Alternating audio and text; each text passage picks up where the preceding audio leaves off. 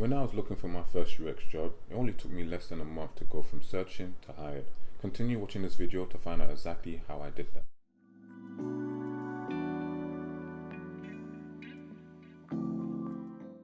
In this video, I'll walk you through exactly what I did that made all the difference to getting me hired in less than a month. If you have any questions about what I did to get hired in less than a month, ask me them in the comments below. And be sure to like this video if it gives you value, and follow me for more tips like this on YouTube. My first UX job. My first UX job was National Rail Enquiries, NRE for short.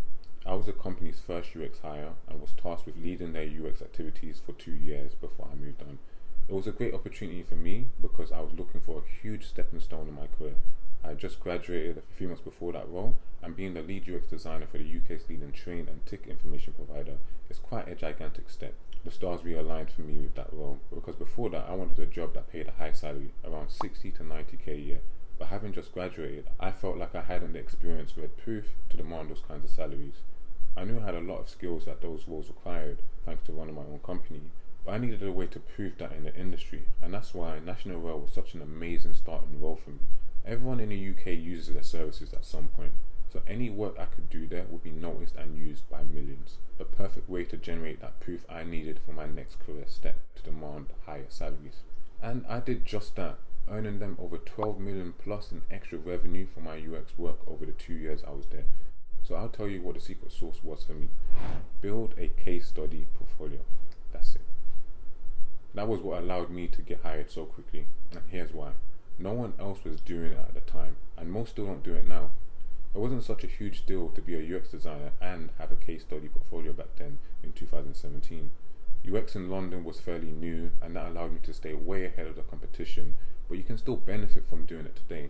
I had already amassed over 2 years worth of case studies with the company I'd started and the app we released in the world. This was the evidence I had of just how effective a UX designer I was, clearly documented, showing employers how I tackled difficult UX situations and not just showing my pretty designs.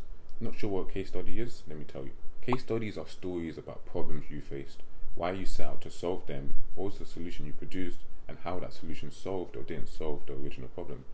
Case studies are great because they let employers get a peek into how you think, how you approach a problem, how you begin to come up with the best solution, and the outcomes of that solution, i.e. did it improve sales. Case studies help produce evidence of your skills far beyond what any portfolio full of images could ever do. Which would you rather have, a portfolio of 1,000 images of nice designs you produced, or a portfolio that has a case study showing you improved X company's revenue by 10%. A portfolio of just images lacks a lot of context that answers the questions employers have about your skills. Your designs may look great, but in today's fast-paced moving world, looking great doesn't cut anymore. How can your pretty designs help companies get more customers or sales? Employers have important questions in mind when browsing your portfolio, and case studies are the best way to answer them. They are great storytelling devices that can quickly convey to prospective employers just how effective you are as a UX designer. Creating one isn't as complicated as you might think, and they can be as simple as 1. The problem/objective, how did the problem arise? 2. Your solution, what did you design? And 3. The project outcome, did your solution work? And why/why not?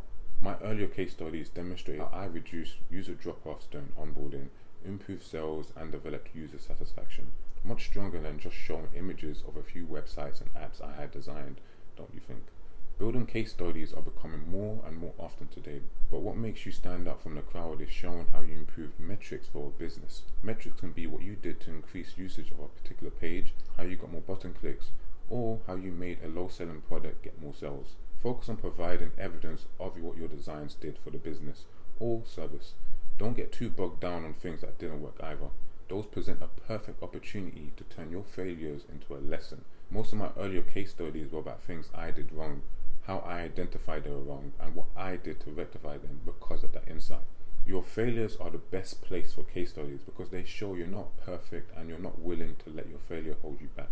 That's impressive for employers looking to hire you because they will see you are always seeking to improve and do better.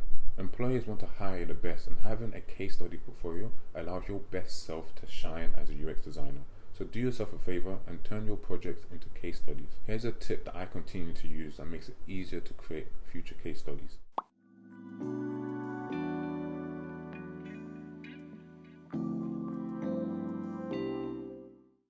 When you're starting out as a UX designer, having the right tools can help you step your game up or just improve your overall work ethic.